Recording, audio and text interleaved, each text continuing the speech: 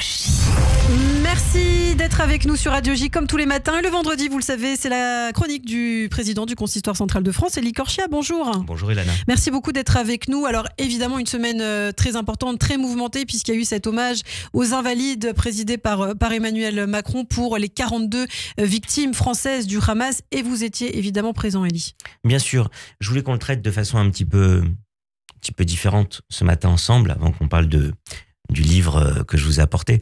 Je voulais qu'on le traite d'une façon un petit peu différente, vraiment autour des familles franco-israéliennes. L'accompagnement, avoir été aux côtés des familles franco-israéliennes endeuillées, qui sont venues pour cette cérémonie en France, à l'invitation de la France, avec un vol affrété par le ministère des Affaires étrangères, dans le cadre de cette cérémonie voulue et organisée par la présidence de la République.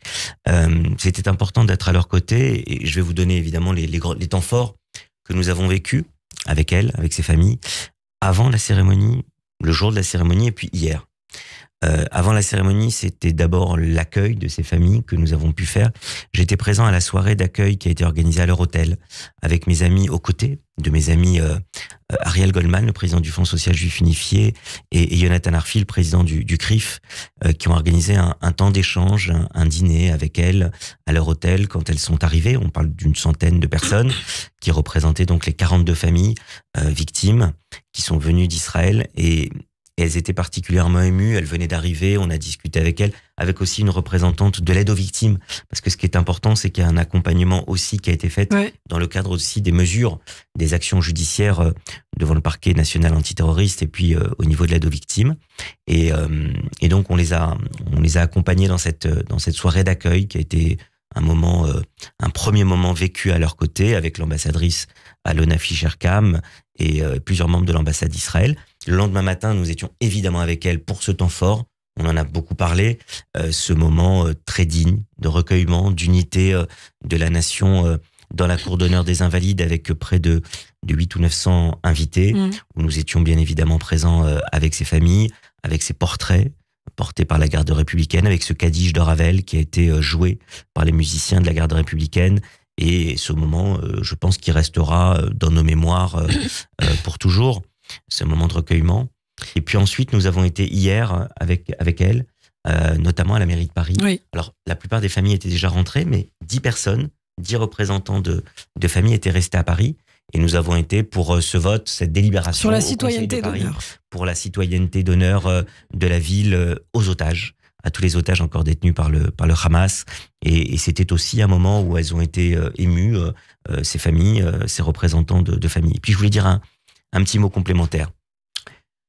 Je vous disais, on a fait cette soirée d'accueil la veille de l'événement, et ensuite, après ce dîner, je me suis rendu à la maison Leftov, avec mon ami Mendy Attal, notamment, présidé par Mendy Attal. Et nous avons passé la soirée avec un blessé, un jeune, Réhouven, trentaine d'années, marié depuis 1 an, Attal, son épouse qui était ici présente, une famille franco-israélienne. Ils parlent français, ils se sont installés en Israël, ses parents, il y a 35 ans, ses parents étaient là. Et Réhouven, c'est un jeune policier d'une unité spéciale en Israël, et le matin du 7 octobre, il apprend ce qui se passe, il prend son pistolet, il a à peine en t-shirt, il monte dans sa voiture, il va vers le sud, et alors qu'il est en train d'arriver vers Sderot, il se retrouve face à un pick-up avec 10 terroristes. 10 terroristes, armés de Kalachnikov. Ils vont lui tirer dessus, il va réussir à tuer sans doute un des chefs du groupe, et il va prendre 7 balles dans le corps, il va être miraculeusement sauvé, et il était là, dans son fauteuil roulant, puisqu'il a subi 7 opérations, notamment de la jambe, pour témoigner de cette résilience du peuple juif, et de ce garçon qui symbolise aussi les blessés, qui étaient aussi invités donc par le président de la République pour l'hommage de mercredi. Eh bien, merci beaucoup, Élie Corchia. Alors, il nous reste 2 minutes pour parler du livre que vous apportez comme chaque vendredi. C'est un roman graphique, encore une fois. Voilà, pour la semaine dernière, on était vous vraiment... me connaissez bien. On était dans un livre, vraiment, la semaine dernière, on va dire, un roman. Là, on est effectivement dans cette intégrale. Il y a eu 4 tomes qui sont sortis, et là, c'est l'intégrale. Pour si on veut faire un joli cadeau, il faut acheter. Il est assez lourd La en France intégrale. de l'ombre, aux arènes BD, c'est très bien scénarisé, c'est très bien dessiné. C'est quoi ? 2 hommes et 2 femmes, pour vous faire le pitch, qui vont survivre à la fin de l'occupation et qui vont ensuite se réintégrer dans la France d'après. Vous allez avoir un collabo, Aimé Bakeli qui tire des ficelles, qui va avoir des fiches de renseignements qui sont très perfectionnées, dont il va vouloir se servir après la guerre, des fiches de renseignements sur un nombre de personnes pour essayer d'être un peu un maître chanteur dans la France d'après et se réinsérer alors qu'il était collabo.